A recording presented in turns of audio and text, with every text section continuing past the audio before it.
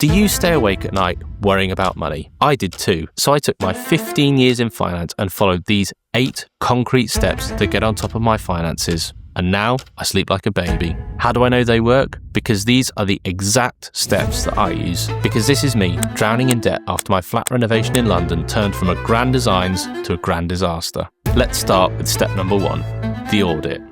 If someone asked you, do you think you could give an accurate number of how much money you spend on rent, groceries, commuting, investing, or any of your household bills? Knowing where your money is going is the first key step. So take your last 6 months of bank statements, credit card statements, bills, car payments, the whole lot, and lay it all out. This should give you an idea of what you spend every month and where all your money might be leaking. And can I be totally honest? I'm a money nerd. Even I get surprised when I go through this exercise for my own finances. But this does 2 things. It gives you a clear picture of where you are and the work that you need to do. But the second thing is it also gives you a clear idea about how and why you got here. Was it consistent overspending? Were you making solid progress, but a single big and unexpected bill just completely derailed your progress? Either way, you need to understand your money in and your money out. Because this is the truth. Sometimes you need to recognize the red money flags in order to really be able to fix the leaks. You need to know where your money is going in order to diagnose your money problem and really figure out how you got here. It's like you wouldn't let a doctor operate without a diagnosis. Auditing your money is that diagnosis. You have to know what's wrong before you can fix it. Step number 2, emergency fund. Once you've audited your finances, the next step is creating a buffer between you and life's unexpected money surprises. Because let's be honest, things will go wrong. The boiler breaks, the car fails its MOT, you lose your job. An emergency fund stops those events from turning into sleepless nights. So you should be aiming for £1,000 as a last resort fund. Putting it in a separate account is an absolutely key step. And this does 2 things. It gives you something to fall back on in case you get another unexpected bill, but it also means that when that bill does rear its ugly head, you don't have to go into debt in order to cover it. Now you might ask, why pick £1,000? Partly, I think it's a psychologically comforting number and a round number, but also because studies show that most unexpected expenses generally fall below £1,000. Keep your emergency fund in an easy access savings account separate from your everyday spending. This just creates that kind of psychological barrier. You know it's there for emergencies only, not for holidays or your impulse purchases. And I think the main advantage is it gives you some breathing room. You don't need to make quick financial decisions from a lack of choice or a list of bad potential options. You always have the ace up your sleeve and something to fall back onto. Step 3, increase your income and cut your expenses. Now, I know. It's not lost on me that just saying make more money seems really trite and frankly tone deaf. But the fact of the matter is increasing your income can be one of the best ways to dig yourself out of a financial hole. And, don't get me wrong. It doesn't have to be kicking down your boss's door and shattering it to splinters, saying you'll quit if you don't get paid double. So ask yourself, what is your unfair advantage? If you work in recruitment, offer CV writing services. If you work in HR, offer to do interview prep for people. You can also use the hedgehog concept from Jim Collins' book, Good to Great. In the book, he says, great companies focus on the intersection of 3 circles: what you're deeply passionate about, what can you be best in the world at, and what drives your economic engine. So apply that to side hustles. Pick a side hustle where you enjoy the work, have a natural strength, and when there's clear earning potential. Use that as a way to filter down some of the things that you can be doing in order to bring in more money. And you can go for the more generic ones. Maybe it's riding Deliveroo, driving for Uber, renting out a room, offering part-time consulting, tutoring, or just doing odd jobs. Any extra money will help you pay off your debt faster, save for your emergency fund faster, make bigger contributions to your investing goals. Now, I should also be clear, it's also not lost on me how much crap there is out there on this topic. The hustle harder, rise and grind clowns, the usual suspects I'm talking about. Now the second half, cutting into your expenses. So as we mentioned at the start, hopefully when you did your audit, this gave you a pretty good idea of where your money goes. And this can just be a great place to start. How much you have to cut from your expenses really depends on how dire your finances are. If you're just wanting to steer your financial ship a little bit back on course because you've drifted, then you don't need to get too extreme.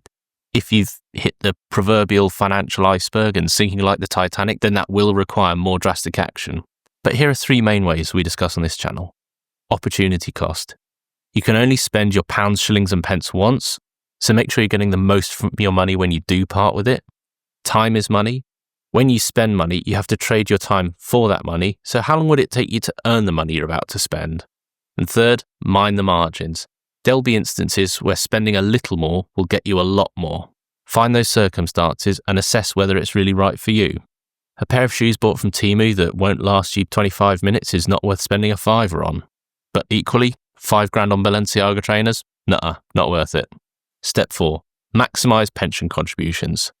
Pension contributions are free money, tax-free money, so make sure you take advantage of it. Here in the UK, pensions are incredibly tax efficient. If you're employed, your workplace pension will usually come with employer matching contributions. That means for every pound you put in, your employer will add the same, effectively doubling your savings. And frankly, there are not many investments you can make in your entire life that will guarantee to double your money. On top of that, you'll also get tax relief. So a £100 contribution could only cost you £80 if you're a basic rate taxpayer, and even less if you're a higher rate taxpayer. That's free money, and free money helps you sleep better. But the key thing here is to maximise the contributions while you can. Think of it as paying your future self first. The earlier you can invest, the more time you give compound interest to do the heavy lifting for you. So those small additions will add up and will make a big difference. And I get it, pensions might not sound exciting, but they are the bedrock of your long-term financial security. Knowing that you're building a future safety net means fewer sleepless nights. Step 5, pay off high-interest debt. Now, don't get me wrong, it can seem stupid when you have a here and now money problem to focus on putting money into pensions. And debt, frankly, is one of the biggest causes of money anxiety, and it's not hard to see why. With 20% interest on a credit card, your balance can potentially grow much faster than you can even pay it down. So the first step is to list every single debt you owe, the balance, the minimum payment, and the interest rate. Focus on paying off the highest debts first. This is called the avalanche method and saves you the most money in the long run, mathematically speaking. But if you need the quick wins in order to stay motivated, you can go for the snowball method, paying off the smallest balances first. You can also considering transferring balances to a 0% interest credit card, consolidating your loans, and that can potentially reduce your overall interest burden. But whatever you decide to do, you have to be disciplined. These tools only work if you commit to paying the balance down, not running it back up. And here's the thing, every time you pay down a credit card, you're buying back a little peace of mind. And just imagine how much easier you'll sleep knowing that you don't have interest piling up every single month. Step 6, 3 to 6 months of living expenses. So the benefit of doing this one next is that if you've already cleared down your high interest debt and you've already started to boost your income and cut your overheads, then it makes this part of the process much easier. But if you do this first, then you'd be trying to save your emergency fund when you are making less and spending more, and that just doesn't make any damn sense. This step really is designed to create a bigger financial safety net, so it covers you losing a job, needing to, God forbid, take any extended medical leave, those sorts of longer-term financial needs. Why 3 to 6 months? Well, for most people, 3 months is generally enough time to find another job or to stabilise yourself after a crisis. If you're self-employed or you have an irregular income, aiming for 6 months to give yourself a bit more breathing room is probably a wise move. Now, keep this money somewhere safe and accessible. Again, a high-interest savings account is often a good shout. Don't invest it in the stock market. You don't want to risk it dropping in value just when you need it and then having to crystallise a loss when you sell. And the peace of mind from this step is huge. Knowing you could go months without income and still keep the lights on is just absolutely life-changing. Step 7, insurance. Now, most people don't think about insurance until, tragically, it's too late. But if money worries keep you up at night, it's worth asking yourself, what kind of disaster do you want to able to have cover for? And what risk do you want to transfer and make someone else's problem? In exchange for premiums, obviously. The stats on this are alarming. According to Shepherd's Friendly, only 14% of British adults have income protection. If you have a mortgage or dependents, life insurance ensures your family won't be financially wiped out and ruined if something happens to you. Income protection replaces a portion of your salary if illness or injury stops you from working. And critical illness cover pays a lump sum if you're diagnosed with a serious condition, which is going to affect your ability to work. Then also look at general cover, home insurance, car insurance, contents insurance. These, I get it, may not sound very glamorous, but they're designed to stop financial disasters from becoming personal disasters. As with so much in personal finance, the key is balance. You don't need to insure against every single possible event, but you do want to cover the risks that would completely devastate your finances. Paying £20 a month in premiums is way cheaper than losing your home or your income. And I get that insurance may feel like an extra expense, but you're ultimately kind of buying peace of mind. Knowing that you're protected against life's worst case scenarios means one less thing that can potentially keep you up at night. We always say on this channel when it comes to insurance can be your last line of financial defense against disaster. Step 8, investing into your ISA. Now, we should back up a little bit and ask, why invest in the stock market at all? Isn't it just like a casino? Well, there are 4 main benefits to investing. The first is higher returns than cash or bonds. Historically, the global stock market will return between 7 and 10% per year over the long run, before inflation, we should add. And frankly, keeping your cash in savings also historically will barely keep up with inflation, so the value of that money gets eroded every single month. Second, you benefit from compound growth. When you reinvest dividends, you let your money grow and those returns compound over time. Just as an example, £10,000 invested at an 8% average annual return becomes £100,000 in 30 years. Third, you get ownership in companies. Buying stocks or index funds means you own a piece of a real business, Apple, Unilever, Shell, Microsoft, whatever. And as they grow and generate profits over time, you get to share and participate in that growth and in those profits. And lastly, you have beating inflation.